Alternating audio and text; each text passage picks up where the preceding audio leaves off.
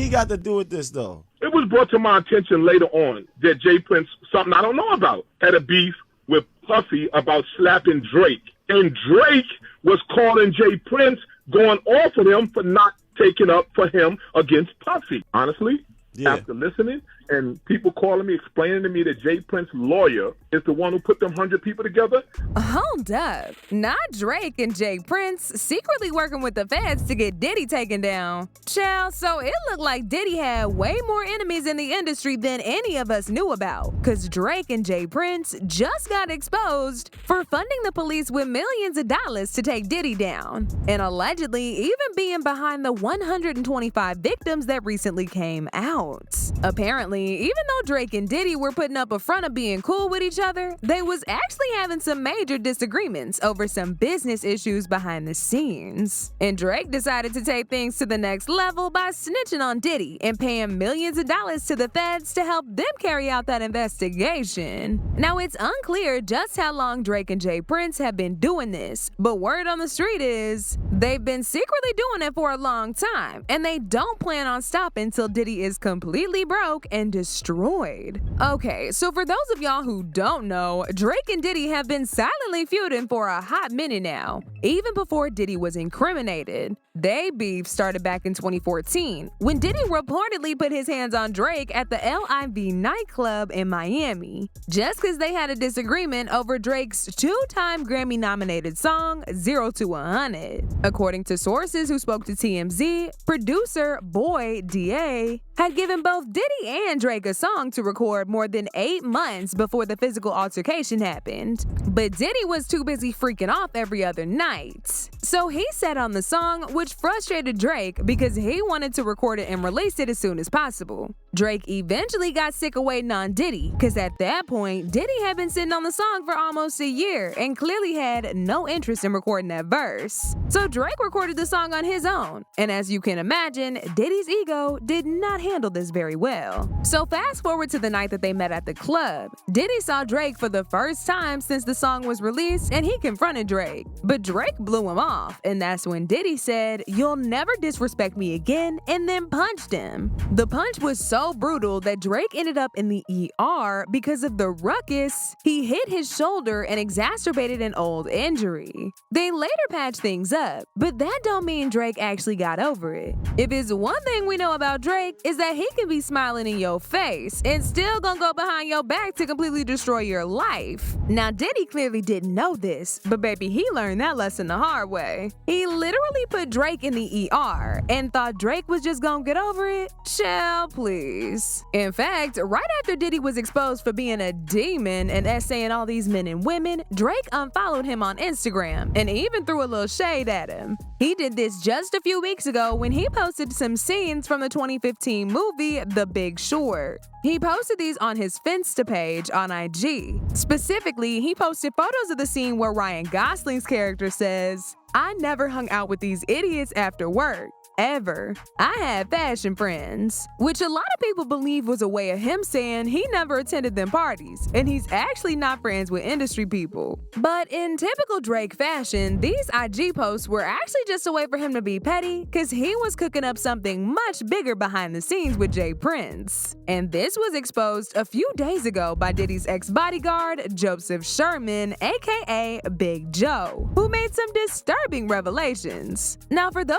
of y'all who don't know who Big Joe is, he's Diddy's ex-bodyguard, and he was recently incriminated in an SA lawsuit by a woman named Talia Graves. She claims that Diddy and Big Joe group SA'd her on tape in the studio back in 2001, when she was just 25 years old. Now, Big Joe was not here for this allegation, and he's been appearing in every news outlet he can to deny them. In fact, just after the allegations were made against him, he released a lengthy statement to the Daily Mail denying his involvement in this and said he never met Thalia a day in his life. He said that he and Diddy weren't even that close to begin with, and the reason why he believes he's being dragged into it is because he worked for Diddy at one point, and now everyone who was once affiliated to Diddy in any way is guilty by association. He said, "I know for a fact this is a money grab. I've never seen this lady. Don't have any tape of her like she says I have. I've never seen her. I never did anything with her. I don't know none of this. I don't even know this lady. I'm being crucified and tortured for something I had nothing to do with me. And me and Diddy was not even friends. We had no relationship whatsoever. I have not been around Diddy for 24 years. Diddy is in such turmoil, and everyone who was ever around him is being blamed for anything he did. Anyone who was around him is automatically guilty." Child, I had to cut that whole statement short, but this man was not here for none of this at all. He just kept denying the allegations with everything in him. That man was like, do not drag me into this now. I'm not questioning her integrity. I'm questioning her claims against me. I wasn't the head of the security. You got the wrong man.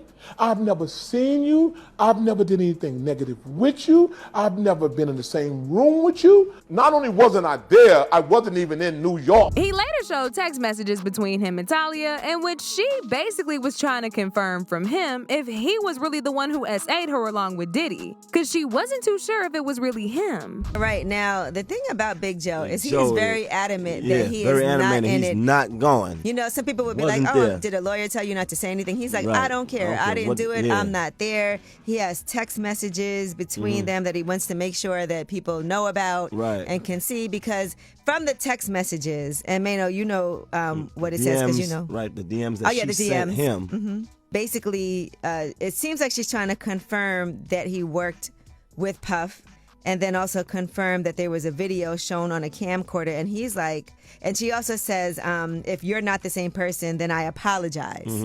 She said. So it seems like she's not sure if Big Joe was the person that she's alleging is on this tape. Now, this is where things got even messier, because he recently called into Angela Yee's show, Way Up with Angela Yee. And this is when he exposed Drake and J. Prince for allegedly being behind the recent 125 accusers that are being represented by Tony Busby for allegedly getting SA'd by Diddy. He started it off by going off on Talia for dragging him into this mess and accusing her of trying to convince him to join her in on destroying Diddy. According to Big Joe, she allegedly told him that all he needed to do was write a statement and that she would keep him out of it. Now, somewhere during that conversation, she allegedly brought up J. Prince and said both her and J. Prince wanted to meet up with him. She DM'd me. She tried to guide me through the DMs, if you read them. Right. She tried to explain to me, all I need you to do is write a statement like Bonds did, like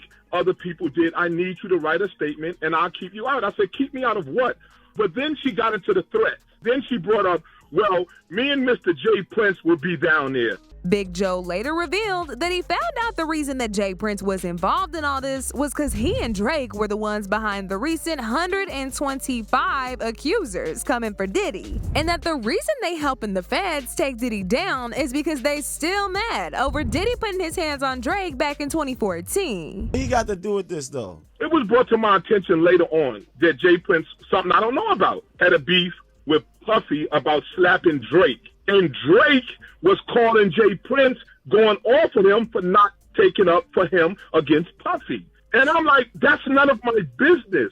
Honestly, after listening and people calling me, explaining to me that J. Prince's lawyer is the one who put them 100 people together, I think J. Prince is one of the main culprits behind slandering and trying to destroy Puff's character. Now, it's unclear how true these allegations are, but Big Joe seemed real convinced. And he clearly ain't gonna hold back on saying anything he has to say, as long as he's able to prove his innocence in all this, allegedly. As usual, people had their own thoughts about this. Like this person who said, y'all worried about Jay-Z when you should be worried about J. Prince. That's a cold case of snitching and backdooring. He got the 100 victims to say Puffy did something? God damn. Another person said, Jay Prince nasty. He's definitely in on it. He quick to jump on the internet when his name said, but haven't commented on this. They said his name in Dolph trial. He was on the internet immediately. But now I want to know your thoughts. What do y'all think about Drake and Jay Prince allegedly being in on this whole thing? And do y'all think Diddy is aware that this many people are working to have him locked up forever? Y'all been knew what to do. Let me know your thoughts in the comment section down below. And don't forget to click here to watch this other very messy video.